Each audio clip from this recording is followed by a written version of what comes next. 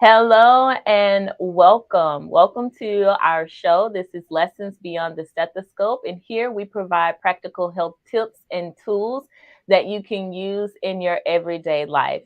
Because what we understand is overall, your life affects your health. This is episode 20. Is it really ADHD? We're going to talk about the signs, the symptoms, diagnosis, and treatment. We're going to talk about adults. We're going to talk about children.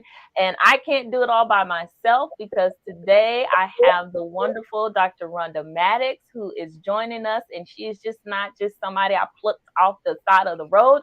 She is absolutely qualified to talk to us about this today. She is a board certified psychiatrist. She is the president of the Arkansas Medical, Dental, and Pharmaceutical Association. She is the host of her own show called I'm Not Crazy, and she's America's go-to psychiatrist. So thank you so much for joining us on today, Dr. Rhonda Mattox.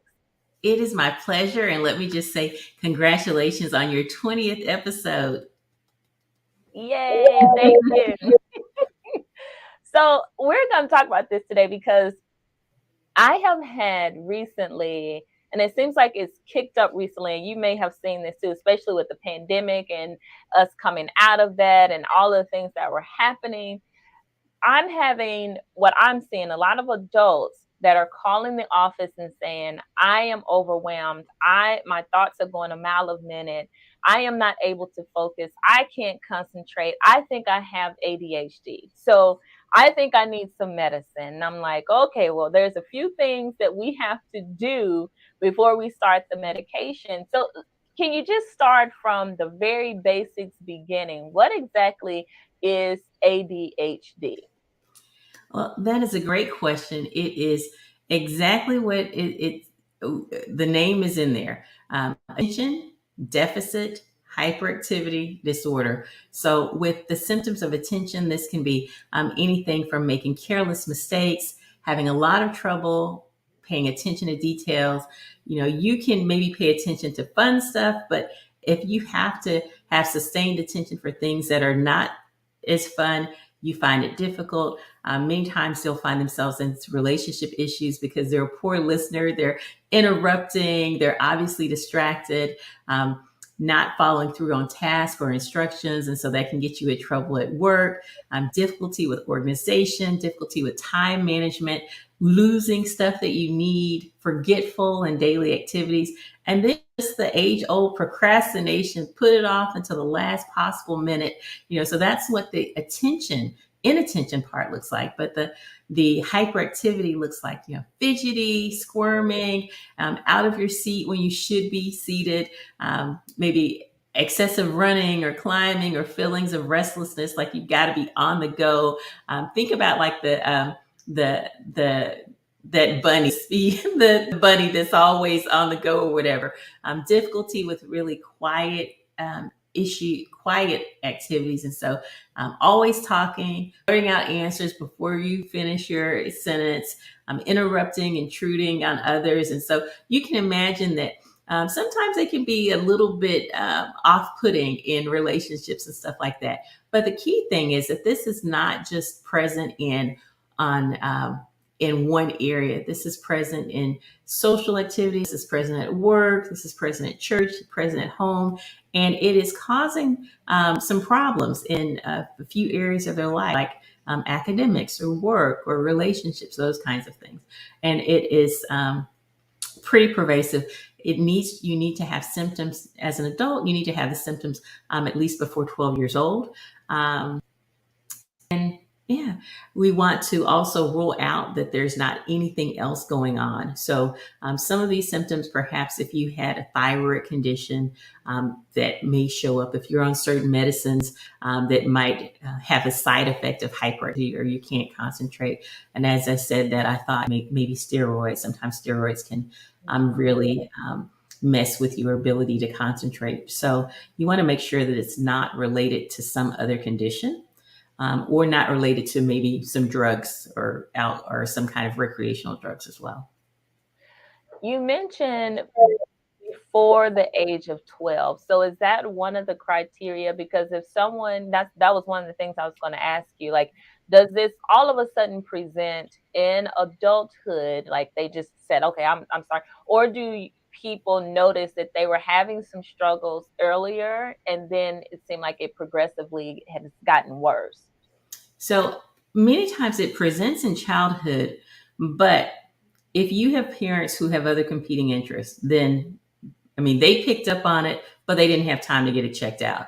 And so it presented in childhood, but sometimes, when you talk to the parents or when you talk to their spouses, they will be able to say stuff, but the person who you're asking the question that's right in front of you, many times they underreport. And that I suspect is why we don't have as many people with adult ADD, because when you're diagnosing it in children, you're getting the child's report, but you're also relying heavily on parent report. You're relying heavy on teacher report, depending on their different questionnaires. SNAP-4 goes to the teachers and the parents. Vanderbilt can go to the teachers and the parents. So you are getting several different individuals weighing in. But in adult ADHD, you're getting just the person weighing in. And so they come in and, oh, I'm fine, or, or whatever. But the spouse on the side of them is like, no, you're not. You forgot our anniversary. You left with the, kid, whatever. So the whole having someone else report is really key. And many times you don't see adults come in until it is impacting maybe work. They're about to be fired or they've been written up a few times. And then all of a sudden it becomes an issue. And so it's like with my adults, many times if they're failing classes or they're getting some kind of repercussions, then they realize I need to come in. But they'll come in and still underreport. Okay. And then the other thing that you mentioned was relationships, which is really good.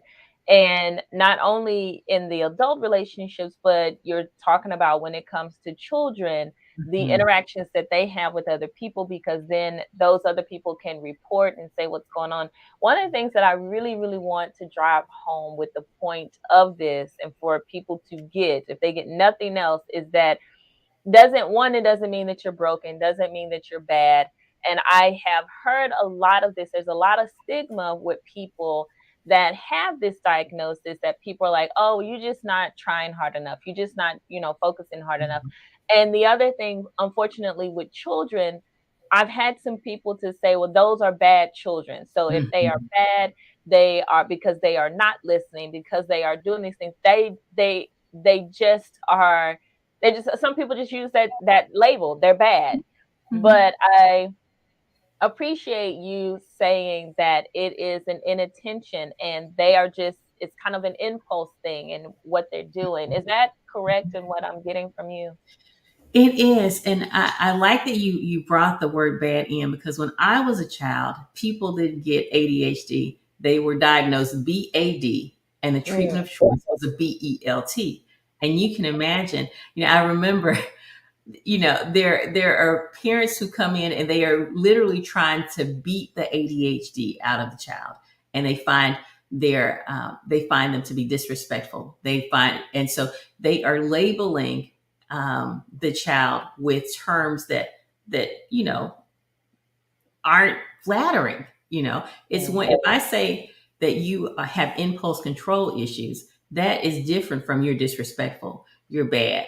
And so children with undiagnosed and diagnosed ADHD tend to be, their self-esteem tends to be impacted because they are hearing, why can't you be more like your brother? Why can't you be more like other children? And particularly if you only have one child and you had all of these fantasies about what being a parent was going to be like, then those parents many times are grieving the fact that they don't have the child that they fantasized about, and it can Mm. really be damaging to children. And so, one of the first things is, I don't want to start medicine immediately.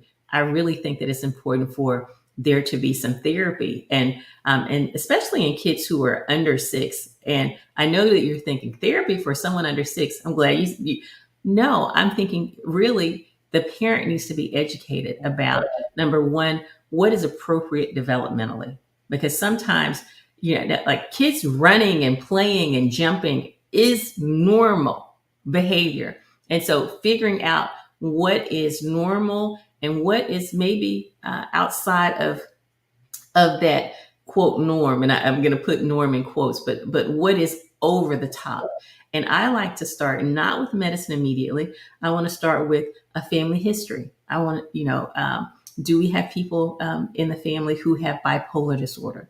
Because many times people who have children who are um, going to develop bipolar disorder will have certain characteristics that people will misinterpret as ADHD. Okay. Is there substance abuse in the family? Were they exposed to marijuana? Were they exposed to crack in the womb? You understand? So I want to know about their before they were even born history. Those types of things become important. And who's raising the child? If the grandparent is raising the child, the grandparent may have certain standards that are completely unrealistic for a child. So getting into the history of the child. What are they eating? And listen, we just need to say right there, what are they eating? Because the standard American diet leads to a lot of cognitive impairment. Meaning, when I was a child, frequently my mom cooked, and it would be sausage and eggs and stuff like that. After she was working, then it became cereal and Pop Tarts. And let me just tell you, cereal and Pop Tarts have lots and lots of carbs in it, and that is not your best strategy. You don't want to give kids cereal and Pop Tarts before they go to school. Not if you want them to concentrate, and that's kind of all. So you can give them cereal and Pop Tarts at night if you want, but during the day you want to give them in the mornings high protein, low carb diets, and that looks like some type of eggs, some type of meat, vegetables, fruit, but it does not look like Pop Tarts and cereal. Mm.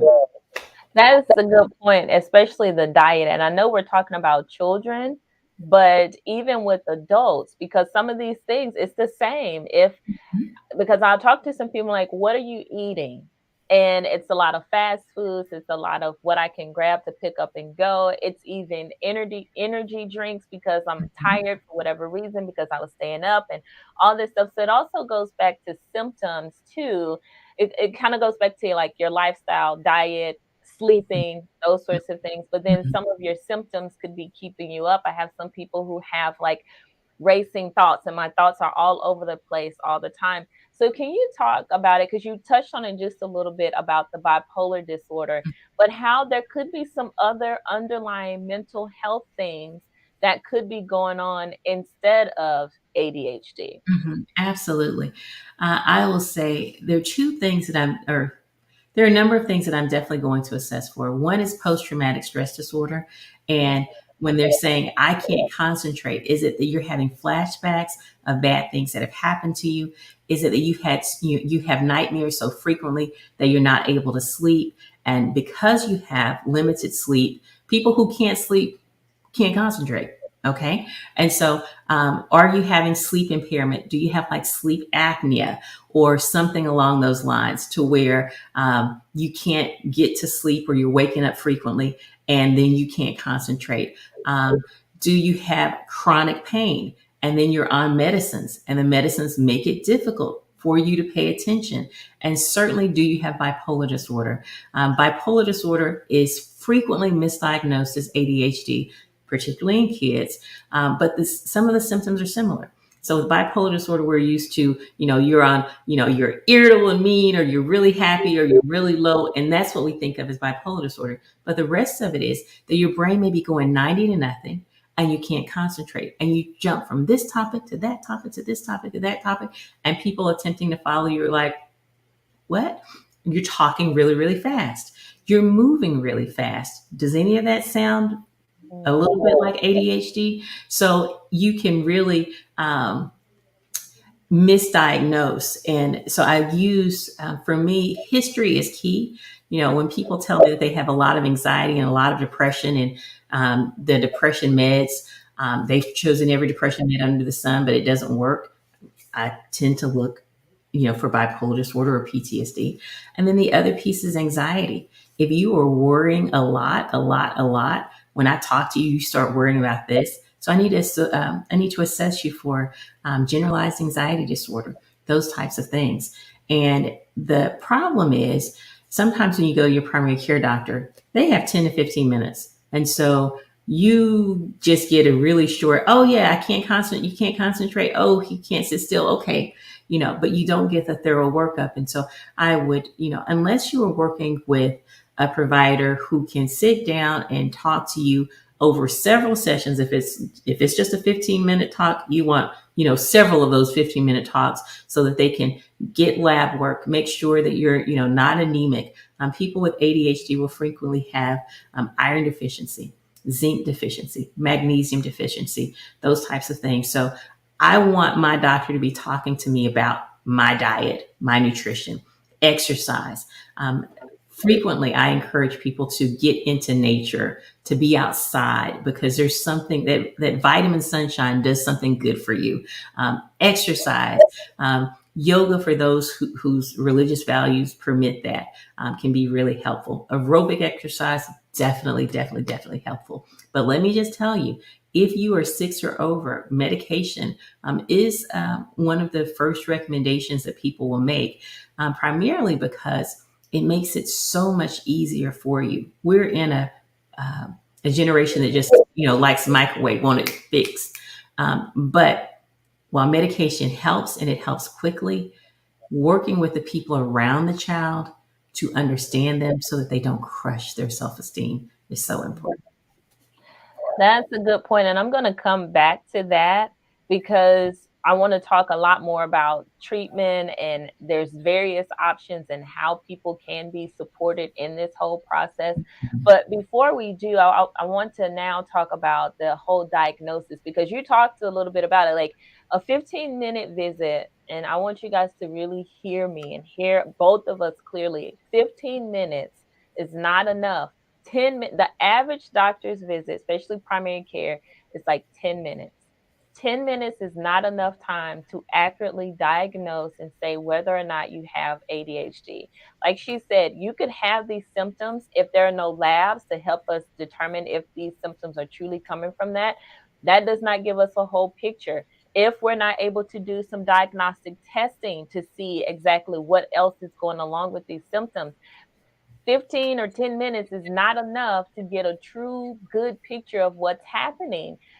Talk to me about that process of diagnosis. I know that they can either go back several times with a provider, like their primary, or there are some specialists that are out there. There's psychiatry, there's also some psychologists that do specialized testing. But can you talk to me and them and everyone about just treatment, not treatment options, but diagnosing options?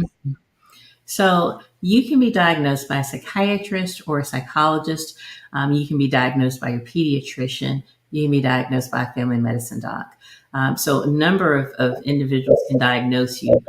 For me, there are certain things that some of us specialize in, and there's certain things that we see every now and then. And so if you are someone if you're going to a pediatrician, many times they will recognize my timeline to work with you is limited, and I want you to have something more comprehensive. So when they say to you, I want you to see a psychiatrist or a psychologist, I know you're going to be tempted to say, but you understand me so. I don't want to see anyone else. Listen, they are not punting. They're not kicking you off to anyone else.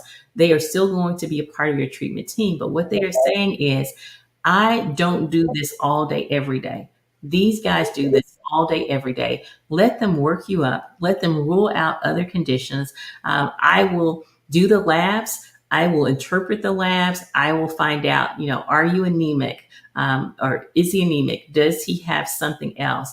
But I want the people who do this every day, all day long, who are going to be paying attention to, this developmentally, this is appropriate. I know you may not like it, but developmentally, this is appropriate. They will be testing them also for learning disorders. If you go to a psychologist, is this person on the spectrum? da da da da da. And so you will have a much more comprehensive assessment that you can trust and that you can rest your hat on. Anytime anybody comes in and tells me they have ADHD, first thing I say is, who diagnosed you? Mm. Okay. Because if you were diagnosed by a child psychologist or a psychologist, I have much more faith in that diagnosis. Don't take this wrong, Dr. Booth. You were diagnosed by somebody who got 10 minutes to spend with you, then I'm going to think, let's dive a little bit deeper. And the reason I say that is because I can't tell you how many people come in telling me that they have something that I'm sure they were diagnosed with. But then in the end, I say, no, you don't have unipolar depression. You have bipolar depression. No, you don't have depression. You actually have generalized anxiety disorder. No, you don't have ADHD. What you have is major depressive disorder, and your concentration is impaired. And after we treat your major depressive disorder, if your concentration is still impaired, then I can see if in fact you have ADHD. What some people don't tell you is that a thyroid condition can look like ADHD. Mm. Mm-hmm. Certain things that I'll have someone say, I think I have this. Well, let me treat and assess you for bipolar disorder. And if this is still present, then perhaps you do have comorbid, which means two things. Maybe you do have ADHD and bipolar disorder. But until I treat your bipolar disorder, I don't know if you have ADHD. Mm.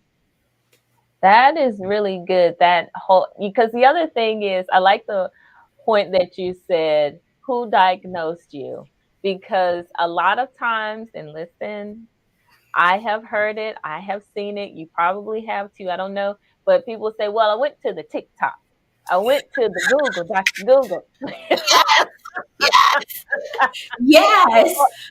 Or my so and so, some family member or friend or whoever, someone else has these very similar symptoms. I started thinking about myself. I have them too. So this is what I have, because I've had quite a few people come and say I have ADHD. And at first I was like, oh, okay. And then I was like, well, what medicines have you been on? Oh, I haven't been on any before. And then I have to walk it back and I said, wait, hold up. Who diagnosed you with ADHD? Oh, well, I think I have it. I said, oh, okay. Now Yes. we have to see. Okay, so then it's like, okay, what symptoms do you have? All of this sort of thing to figure out exactly where we are and where we need to go. So you are absolutely right in the fact that getting that diagnosis is key, and doing that whole workup is really important, Mhm. because you don't want to be diagnosed with the wrong thing. So And then the other it point, stays. And yeah, then say it, that again. it stays. You know what I'm saying? And so sometimes people say his teacher diagnosed him. Mm, No, his teacher cannot diagnose him. His teacher can say, I suspect, perhaps, but a teacher is not a medical practitioner and they cannot diagnose. So a teacher can suspect, but they can't diagnose. mm. That's good too. And I like that, because and the suspicion, and we are not dismissing the suspicion, because Mhm. teachers have been around children for a Absolutely. long period of time, and they say, okay, I see something, I've seen something like this before, it looks very And similar. they know it's not right. They don't know what it is, but they know it's not right. And so the Right. thing you can say is go get evaluated, because I've been working with kids for a mighty long time and I Hmm. know something not right. Exactly. Something's not right. Something not right. So guys, understand this is a process, and it is not going to be a quick fix. I know that this has been causing an issue in your life, and you're like, okay, I need treatment, and I need treatment like yesterday. Like Dr. Rhonda said, some people, I've had people call me and say, I am going to lose my job, because they say I'm all over the place. They say that I'm doing this, I'm doing that. I need something like yesterday. I'm Mhm. like, okay, let's see what we can do to kind of figure this out and expedite it. But you still have to understand it's a process. And if either one of us give you the wrong thing before we fully find out what's going on, it might be a temporary fix. But like you said, if someone has bipolar, if I address that first and get that under control, then that might solve all the other things. And we Mhm. truly don't have to do a medicine for, ADHD. But let's talk about the actual treatments that are available for people that's out there. What are some of the treatments? So all of you already know about the medications. Many times I hear from you, I don't want to be on any, I don't want to be on any medicine. Okay. So there's certain medications, and the medications, the first line, of course, are stimulants. And they're different types of stimulants. There are immediate release stimulants and there are long acting stimulants. Now, Mhm. now we prefer long acting stimulants because they're less abusable. But understand that if you're on a long acting stimulant, let's say Concerta, Vyvanse, focal and extended release, if you're on a long acting stimulant, you should take that when you wake up the first thing in the morning. Because if you take it around noon and it's long acting, that means you're not going to sleep tonight. All right. Mhm. So long acting. Um, Love it as a woman, decreases your appetite. Yay! Fellas don't like that so much because they want to beef up, because being underweight can really put them on the side of perhaps being bullied. So Mhm. for women may like that because it decreases their appetite. But here's the thing: when it wears off in the evening, then your Mm. appetite bounces back. It's like taking the brakes off the appetite suppressant. And so sometimes people will find that they are eating more in the evenings and actually can gain weight because of the time of day that they're eating. So extended release formulations that are relevant sometimes. And then there are immediate release formulations, focal and immediate release, just different Adderall, those types of things. And they work within the first hour, and but they work for short periods of time. And so those tend to be dosed twice a day, first thing in the morning, perhaps in the afternoon. People, sometimes people like the extended release because they don't have to remember to take the second dose. Sometimes people like the immediate release because they can eat, then take the medicine, let the medicine wear off, eat, then take the medicine, and their appetite is not, um, the appetite suppression part is not keeping them from gaining the weight they want to be on. Sometimes stimulants can contribute to headaches, insomnia, decreased appetite. In sometimes, in very small percentage of people, they can talk about tics a little bit to where maybe there's blinking or something like that. That doesn't happen a lot, but it happens enough for me to mention it. And those are your go-tos because they work quickly. You take it today and it works today. Now, the issue though is sometimes you do need to get it built up in your system. So when people will say, well, I'm not going to give them medicines in the summer, understand you don't treat ADHD just for school. The impulse control, that means if if I say, Ashley, let's go borrow that bike. We don't have to ask anybody. If I don't control their impulses, they will do without thinking. And so you will notice that kids who have ADHD that's untreated or undertreated are more likely to have car accidents. Now that's the case with adults as well. More car accidents, more head injuries. Actually, kids with untreated ADHD are more likely to have substance abuse issues. Mm. And folks will think it's the ones that are treated, but the ones who are not treated, because they are trying to slow themselves down, they are trying to be normal. Okay. And Mm. here's the thing. Oh, thank you, Father. This right here. If you say, I don't want my kid on any medicine, understand that you may have compromised their ability to learn, their ability to learn quickly, and their ability to excel academically, which is going to impact long term their ability to earn money. Mm. Mm. Okay. And so when Yeah. people come in and they tell me they don't want to be on meds, I ask them, what are your lifetime goals? Now, if you want to be a truck driver, I used to say if you want to be a truck driver, then I don't care if you take medicine. But the truth is, if you want to be a truck driver, you need to be able to pay attention. So you, Mhm. okay, if you want to be an accountant, you probably need meds. If you want to be a physician, you probably need meds. I remember a physician who didn't take medicine one day, and then didn't put the signature on the line.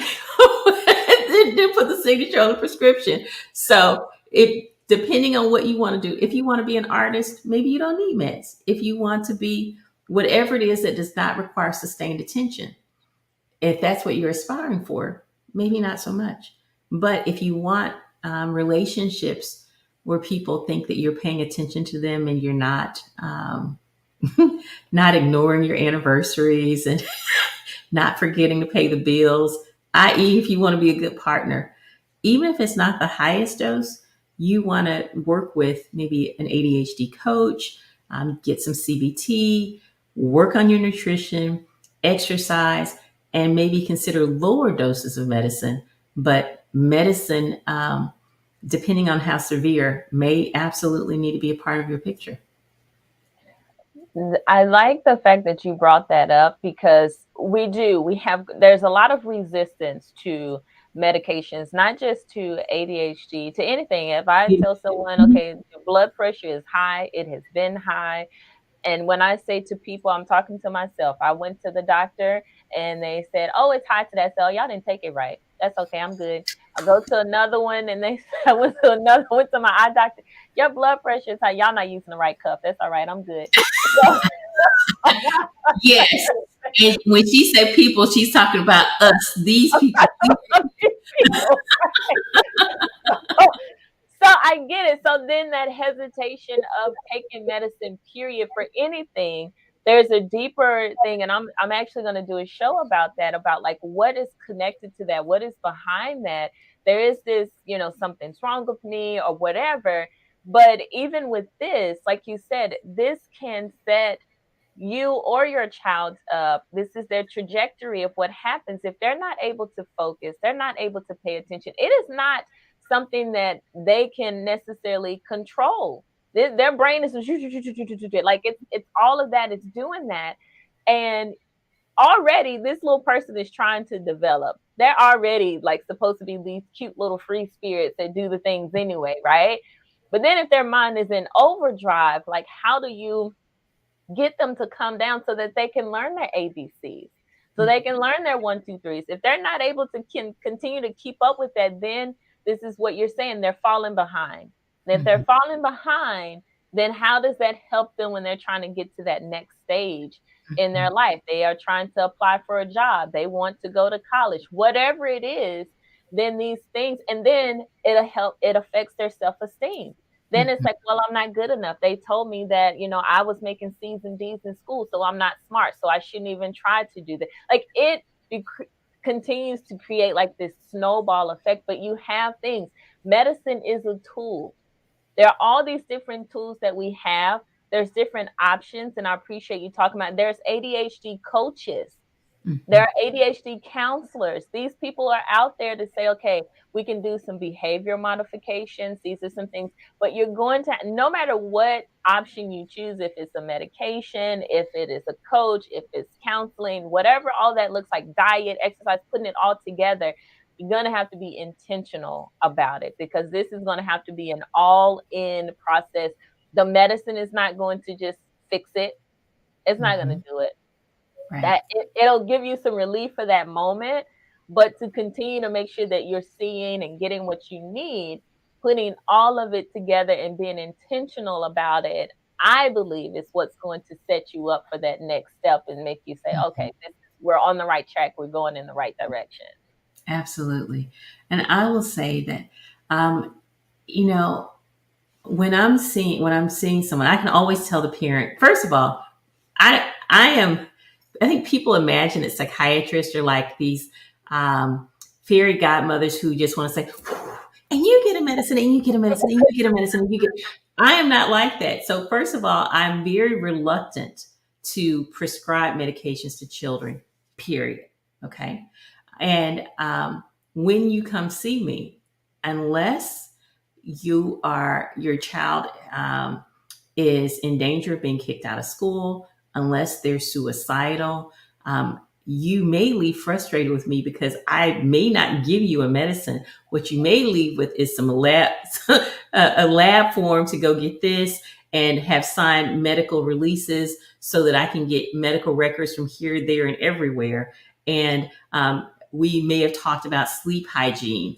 and you using some melatonin to get the child to sleep while we are figuring it out. Because what I don't want to do, particularly in this electronic medical record age, is attach a diagnosis unnecessarily. So I may put rule out or evaluate further, but that's not what I want to do. And then when I do start giving medications, I want to hear from the child, what is it that you want, sugar? You know, and I know the parent wants, I don't want to be called every day. I have a job that I have to do. I can't take off from work and come up there and talk to this child every day. This child about to get me fired. Okay. And so when I hear that, that means I need to be a little bit more aggressive. And notice I said a little bit. Okay. But on my end, my goal for you is that I don't want you to look like a zombie. I don't want to make it to where you can't sleep, and I don't want to make you irritable.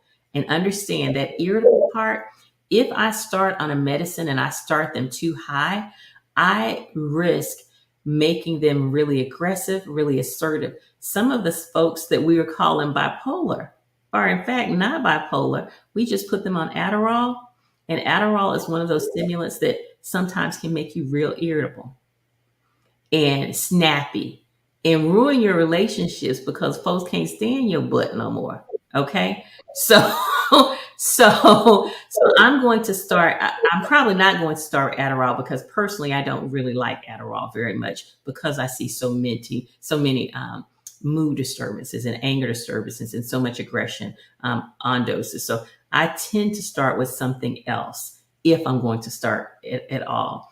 So I'm going to start with a low dose, and then after a few days, and I'm going to probably have you start it on a weekend when you're there with the child looking at them. Because if we started on a Monday and then they're with a teacher who has 25 other kids, she's not noticing. So I want to start it on the weekend so you can see what's happening to your baby. And then I go up on doses on weekends when you can see what's happening to your baby. Or when if it's you where your coworkers won't be noticing something different. Maybe your partner will, or you will be the first to notice. Because I don't want to send you to work looking doped up. Right. Mm. That, that's the other concern that people have about starting a medication too, is side effects. And that is one of the main things that I hear, is that I don't want to be a zombie. I don't want this. I don't want that. And I'm glad that you said it and I didn't say it. And then you just said, oh, yeah, that's right. Because I want them to hear from a psychiatrist who says, my job is not to make you a zombie. I do not want you different from yourself. The thing Mhm. is, you're way up here and this is causing problems. I just want you to be here. I just want you to be yourself without being all up here and causing the problem. And you just feel like, oh, okay. I Mhm. didn't snap. Okay. Oh, I Mhm. stopped at that red light. Oh, I Mhm. wanted to take that bike, but I didn't. And I said, okay, we're not going to do that. Right. So it's these little subtle, small things and changes that not, oh, I can't even function. That is Mhm. not either one of our jobs to do. And that's another reason why it's important for us to get and do all of the testing and everything to get a correct diagnosis so that we can put you on the correct medication so that we don't have all of these things like, oh, well, no, that didn't work or that. Now, hear me on this too. There can be some trial and error with medication. Like we get a diagnosis and say, this is what you have. We Mhm. start you on the medicine. I could start 10 people on this medicine before you, and they did absolutely fine, didn't have any issues. Like, thank you, doc. I feel great. I could put you on it, and then you're like, what did she do? This made me feel right. Have you experienced that? Yes. And so let me interrupt right at this phase because I know I have some, when you talked about the reason why people don't want to be on medicine, I'm going to give you two of them. One is folks do not like to feel out of control. They want to feel like they can be in control. The other is people want to have faith. And so let me tell you a perfect place to use your faith. When you are, first of all, deciding you want to go to a doctor, ask the Lord, the Holy Spirit to lead and guide you to the right doctor, and then pray for your doctor. I tell my patients, listen, when you take this medicine, take it as unto the Lord. For my Christian patients who are like, I don't know the Lord, baby, let me tell you what. He gives us, every good and perfect gift came from above. Ask the Lord to neutralize any impurities. Ask Him to direct your doctor. Ask Him to lead you to the right doctor. Ask Him to give your doctor the right medication combination for your body, you still can inject your faith in this process. It's not either or. I think I'm gonna get a T-shirt made. Look, I want a t-shirt that I says, know. "This is me on my medicine." You know how people say, "Did you take your medicine today?" This is me on my medicine. Don't trip. Like I'm about to get us some shirts made. Okay, y'all, it's coming. Yeah. But overall, the whole thing, what I am getting from all of this is partnership. If you are a parent with a child, partnering with your child and seeing what's going, you're gonna have to be all in on this. You guys are gonna have to work together on this, and you working with the team. The team could be the doctors, the psychologists, but also the teacher. Okay, how can we implement? What can we put in place? This is what their doctor just said. They just, give them heads up. They just started them on this medicine. This is what I'm noticing. Can you keep me updated too? Like all of these things so you guys can work together. If you are an adult, partnering again with your team, but if you have a significant other, being able to let them know and being on the same page, because that truly will help change what is going to happen, and it gives you that support that you need. hmm And I will tell you, not all doctors are created equal. The reason I can have this conversation with you is because I was diagnosed with ADHD late in life. Didn't appreciate it, but it made sense. Then my entire life made sense after I was diagnosed. Like everything. Why can't you be more like your brother? Lord, I can't tell you how many times I heard that. I just couldn't. Can you act like you have good sense? I can act for about 40 seconds, mama, then it's over. Okay. So my mother, like a whole lot of folks, did not believe in ADHD. She thought, and I'm just gonna put it out there the way she would have told you. She thought it was something that drug companies had made up to treat these little black babies with unnecessary medicine and take our money. Now listen, that was mama, that wasn't Rhonda. However, what I'm going to tell you is when I first started taking medicine, I was mean as a rattlesnake. It did not work for me. I never would have taken medicine if I wasn't about to flunk out of school. They said, you got it. I could take an hour test, but family, I couldn't take an 8-hour test. So I was flunking 8-hour tests because I couldn't take an 8-hour test, but I could nail a 1-hour test. Okay. So if I hadn't been about to flunk out of school, I didn't believe in medicine. Mm. I didn't believe in not psychiatry medicine. I grown up not believing in psychiatry medicine. So now all of a sudden, when I'm in med school, I'm being told you need a psychiatry medicine. And I remember saying, telling that woman, she said, and this is what she said to me: if what you are doing is working for you, then keep on doing it. Mm. Well, the heifer knew what I was doing wasn't working for me. Otherwise, I wouldn't have been seeing her. So listen, I want you to understand that the reason that I can be so attentive and so concerned is because I know what's at risk. I remember giving a talk in a church in Conway, Arkansas on ADHD, and the leaders in the church were attacking me.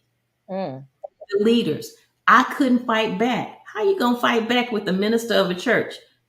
The Sunday school teacher was talking cash money to me, and I had the wisdom not to fight back. Circle back. The person who was a faith leader who was saying, boop, boop, boop, boop, boop, they making excuses. These people trying to get disability checks, all the foolishness that they said, that was probably a little bit of truth in it, let me just say. But a couple of years later, and I told the woman, your child may not have your faith, and this is what can happen. Fast forward a couple of years later, everything that I told her could happen was happening, and her child was in the hospital, suicidal, Mm. and did what I told her to do 2 years earlier. Start making straight A's, was doing well. She circled back to me and was like, hey, I'm sorry. But I want to let you know, she didn't tell me she was sorry in front of all those folks that she was like in front of, right? And Right. and so the when you are championing for your child, you're going to have some grandparents who are going to be like, that child just need a whooping. You just a bad mama. Okay. This ain't about them. This is not about you making a grandparent feel okay. This is about you championing for your child's potential, for your child's future, for your child to have the opportunity to learn. Because if you figure out and change your mind in the fourth grade, guess what? Your child does not have basic skills Mm. to move forward. And you're going to have to circle back because you can't just build up. They still got to know how to do their ABCs, still got to know how to do basic math. And if you have waited and waited and waited, now you've waited and now they're ready and now they can concentrate. But guess what? They don't have the foundational skills to build on. So you can't, don't don't risk your child's future because of your image or your reputation or your whatever. Get out of your way so your child can get some help.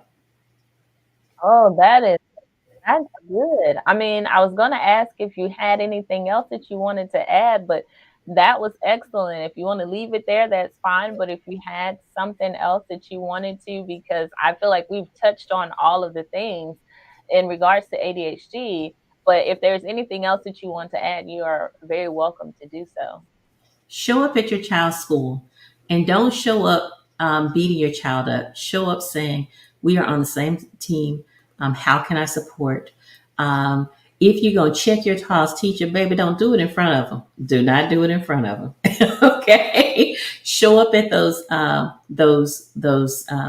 sessions so that they can get the individualized plans if they need it.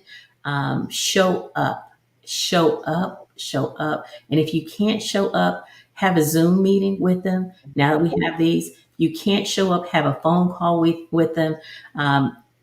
Schedule a time, email them, and whatever you guys say, then follow up with an email so that you can have a trail of paper to document that you have been in communication. But show up for your child, and and I'm not saying defend your child or believe the teacher, but what I'm saying is listen and ask questions. How can I support you in this? What do you need from me? What has traditionally worked for others? There's also something called CHADD, CHADD.org. Go there so that you can get resources. I remember the first time I saw the resources, just tears were pouring down my eyes because I had been compared to my brother for so long, and I just couldn't be like him. I just was not, you know. And I didn't realize how damaging it had been until I started reading. I was like, man, that happened to me. Man, it happened to me. Man, it happened to me. Mm. And that's why I fight so hard for the kids, for the parents. And that's why, I am probably the worst psychiatrist to have if you are a teacher who is not interested in teaching a child. Because, honey, I believe in holding you accountable. Yeah. Well, I appreciate all of these tips that you have given today. I know that this was not fluff.